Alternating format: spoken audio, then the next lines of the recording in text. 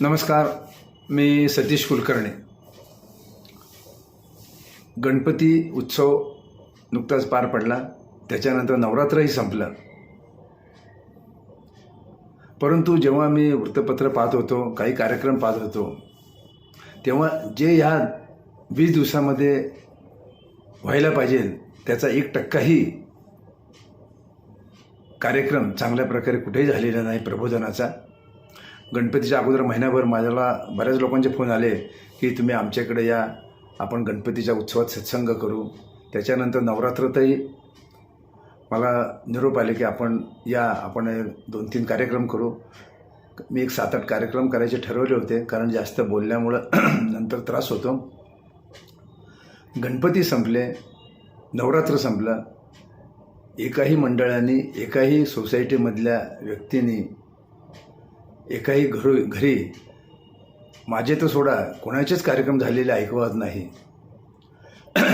गणपती चालू असताना उत्सव मला 2 फोन आले की म्हणजे तुम्ही आज वेळ असेल तर आमच्याकडे या. मी म्हटलं अमुक वाजता येतो. मला वाटलं आपण थोडं गप्पा चालू असताना काहीतरी माहिती सांगावी. तर त्यांनी मला सांगितलं तुम्ही या. आणि मी गेल्यानंतर जे मला पाहायला मिळालं ते अत्यंत लाजिरवाणं होतं. त्यांनी मला सांगितलं की आता आपण जेवण करा आणि आम्ही तुम्हाला परत गाडीवर सोडू. त्यानंतर म्हटले आमचा नाच गाणी वगैरे कार्यक्रम आहे. मी तिथल्या ज्यांनी मला बोलवलं त्यांना म्हटलं आपल्याला कार्यक्रम करायचं होतं, त्याचं काय झालं. ते म्हटले आमच्या सदस्यांनी ठरवलं की असे कार्यक्रम आपण करायचे नाहीत, कारण कुणाचं लक्ष नसतं, कुणाला याची आवड नाही. पण आम्ही असा एक कार्यक्रम केला की म्हटले आमच्या सोसायटीमध्ये 90 फ्लॅट आहेत आणि प्रत्येकाकडून आम्ही 3-3 हजार रुपये जमा केलेत. 9×27 2,70,000 रुपये आमच्याकडे जमा झालेले आहेत. कुणी जास्त दिलेले आहेत. असं 3-3.5 लाखाचा आमचा हा जमेची बाजू आहे. आम्ही फक्त गणपतीची रोज संध्याकाळी पूजा करतो आणि रोज संध्याकाळी 90 फ्लॅटमध्ये जेवढे राहतात तेवढे आम्ही सगळे एकत्रित बसून जेवण करतो आणि रोज वेगळा पदार्थ असो. असं आम्ही 10 दिवसाचं नियोजन केलं आहे.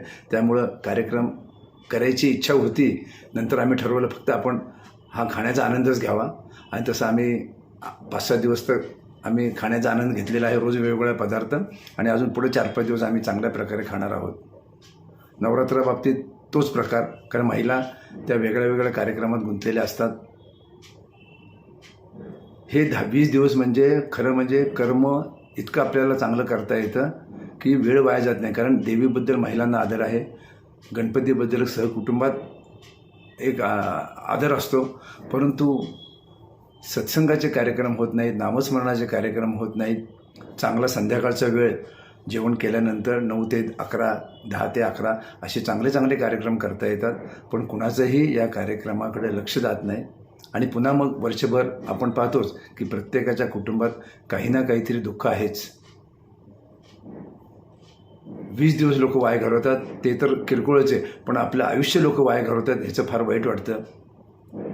जेव्हा तुम्ही ह्या गणेशोत्सवात आणि नवरात्रात धांगडधिंगा करता त्यापेक्षा असे छोटे कार्यक्रम केले, कीर्तन, प्रवचन, प्रबोधन, नामस्मरण, तर लहान मुलांसुद्धा संस्कार होतात.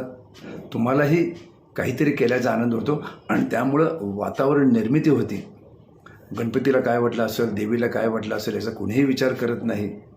आणि मात्र संकट आलं की या दोघांकडे जातात. परंपरेनुसार जे करायचं ते करतात, परंतु फलप्राप्ती काही होत नाही. कारण 20 दिवस म्हणजे 20 दिवसामध्ये एवढे चांगलं तुम्ही पुण्य मिळू शकता की त्याची गणना होत नाही. कारण जाणून बुजून आपण करत नाही. तिथं आपल्याला ती संधी उपलब्ध झालेली असते. वर्षभर आपण कामात असतो, पण हे 20 दिवस कुणी कुठं गावाला जात नाहीत, आपल्या घरात असतात, आपल्या सोसायटीमध्ये असतात. ते 10 दिवस गेले, हे 10 दिवस गेले. आता पुढं परत दिवाळी, त्याच्यानंतर इतर मोठे सण नाहीत. पुन्हा आपलं वर्ष वाया जातं. आणि वर्ष वाया जातो म्हणण्यापेक्षा आपलं आयुष्य वाया जातं. काहीही पदरात पडत नाहीत. केवळ धांगडधिंगा करून जर तुम्ही आपल्या आयुष्यातील चांगले दिवस वाया घालवत असाल तर काही दिवसानंतर ही बाजी जेव्हा पलटते तेव्हा त्रास तुम्हालाच होणार आहे. कारण तुमच्या खात्यामध्ये काही जमाच राहणार नाही. का तुमच्या हातून वर्षभर कोणतंही मोठं पुण्य कमवण्याचं, चांगलं कर्म जमा करण्याचं काम होत नाही.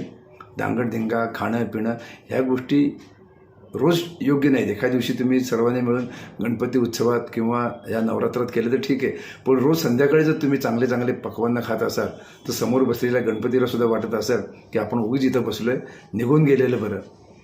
लाखो रुपये नुकतं लोक खाण्यामध्ये उडवतात, काही देवाचं करत नाही. वाईट ह्याचं वाटतं की लोक चांगल्या आयुष्याची संधी वाया घालवतात. असो, सांगायचं एवढंच की लोकांनी कर्म मिळवण्याची संधी वाया घालू नये. असे सण उत्सव काय येतात की यावेळी चांगलं काहीतरी तुमच्या हातून होऊ शकतं, पण तुम्हाला जर दांगडधिंगा करून फक्त खाण्यावर जर पैसे उडवायचे असतील तर आज बरं वाटतंय. नंतर जेव्हा तुमचं पासबुक तपासलं जाईल तेव्हा त्या पासबुक जर कोरं करकिरीत असेल तर तुम्हाला कोणीही मदत करणार नाही. नवरात्र उत्सवात आणि गणपती उत्सवात पुढच्या वर्षी तरी छोटे छोटे कार्यक्रम करून, संस्कारक्षम कार्यक्रम करून संध्याकाळी 1-1.5 तासाचे कार्यक्रम केले तर काहीतरी चांगल्या गोष्टी कानावर जातील. कारण पुढचे दिवस वाईट आहेत, कोणत्या क्षणी काय होईल सांगता येत नाही. परंतु ज्याची परमेश्वरावर श्रद्धा असते आणि ज्याच्याकडून थोडंफार चांगलं घडतं तेच आपल्या उपयोगी पडतं. मंडळाच्या कार्यकर्त्यांनी, सोसायटीमधील सुशिक्षित लोकांनी, घराघरात राहणाऱ्या मोठ्यांनी याचा विचार करावा. सामुदायिक बरेच कार्यक्रम करता येतात. नामस्मरण, वाचन, अनुभव, नंतर काही शंका समाधान, त्या सांगणारी लोकंसुद्धा भरपूर आहेत. त्यांनाही संधी मिळून त्यांच्या ज्ञानाचा आपण उपयोग करून घ्यायला पाहिजे आणि तो घ्यावा. आणि तशी बुद्धी पुढील वर्षी गणपती बाप्पाने द्यावी आणि नवरात्र निमित्त देवी महालक्ष्मीने आपणास द्यावी अशी प्रार्थना करतो. नमस्कार.